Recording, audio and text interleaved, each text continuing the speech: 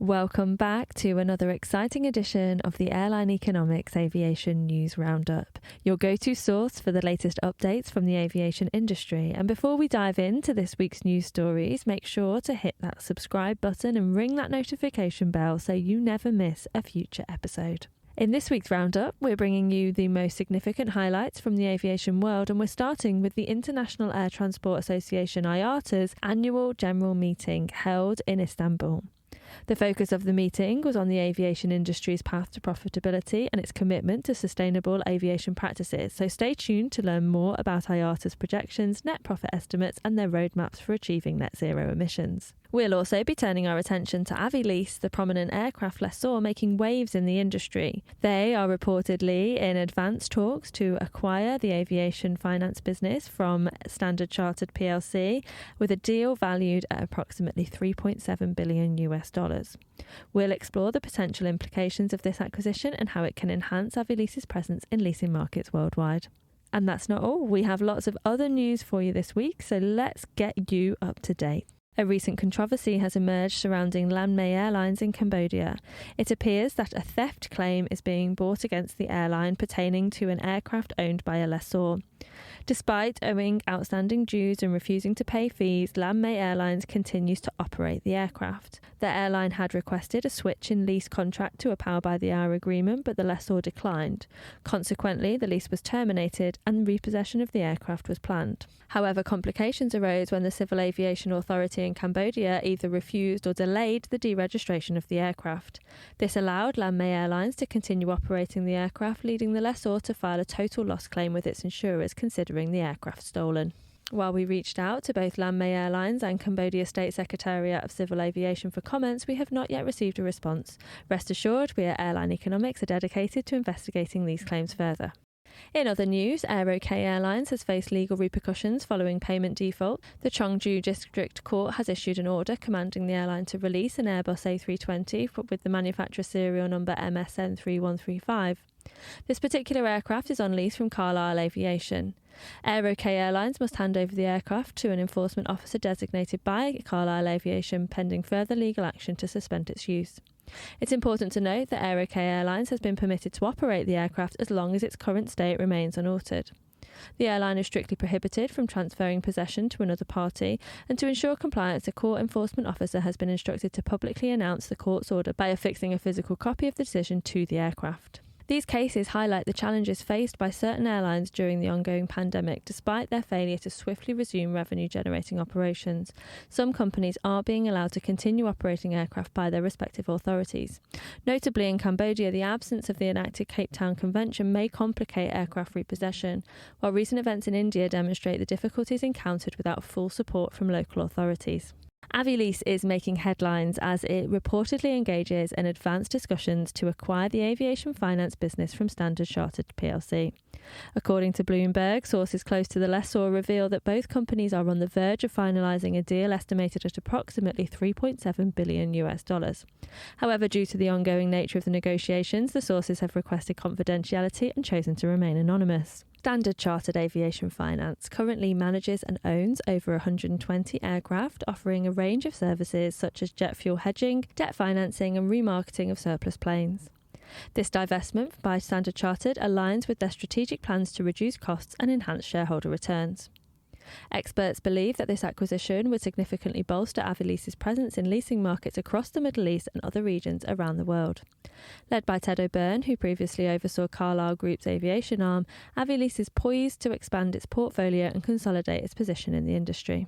Be sure to sign up to our daily newsletter to receive regular updates as this potential deal progresses. In another noteworthy move, Avilease has successfully acquired 13 aircraft from Avalon, a global leasing company. The newly acquired fleet comprises both narrow and wide-body aircraft, including 7 A320neos, 2 A330neos and a Boeing 737 MAX 8. Fahad Al-Saif, chairman of Avilease, expressed pride in the achievement, stating that this deal is a testament to their dedication and commitment to becoming a leading institution in the aviation leasing value chain. He emphasised Avilease's role in contributing to the development of the aviation ecosystem in the Kingdom of Saudi Arabia, aligning with the goals of the Saudi Vision 2030. Ted O'Byrne, CEO of Avilease, described the acquisition as a logical strategic step showcasing the lessor's international expansion and ability to operate in both primary and secondary markets. This transaction elevates Avilease's portfolio to an impressive 45 aircraft leased to airlines worldwide, forging strong partnerships with airlines and opening avenues for future collaborations.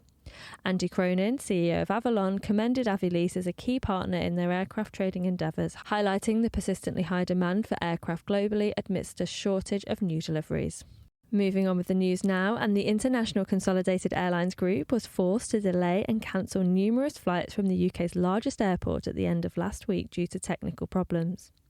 British Airways passengers were delayed checking in at London Heathrow, and some short-haul flights had to be cancelled altogether over the bank holiday weekend. The technical issue compounded delays at Heathrow since it coincided with industrial action from security staff over a wage dispute. The immense disruption this has caused to both airports, airlines and passengers demonstrates the fragility of an airline IT system where a small technical issue can lead to a weekend of delays and passenger complaints. And finally, we bring you the latest from IATA's annual general meeting in Istanbul this week, which so far focuses on aviation's return to profitability and sustainable practices. According to IATA, the airline industry is expected to achieve a net profit of $9.8 billion in 2023, more than double the previous estimate of $4.7 billion made in December 2022.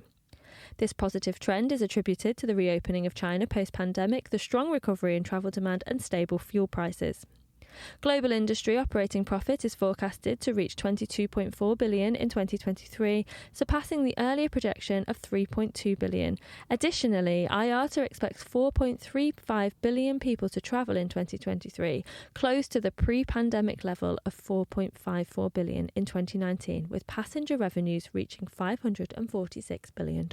While the cargo sector's volume is expected to be slightly lower than 2019 due to a slowdown in international trade, cargo revenues are projected to reach $142.3 billion, surpassing the pre-pandemic figure of $100 billion in 2019. IATA anticipates total industry revenue to grow by 9.7% year over year, exceeding $800 billion for the first time since 2019.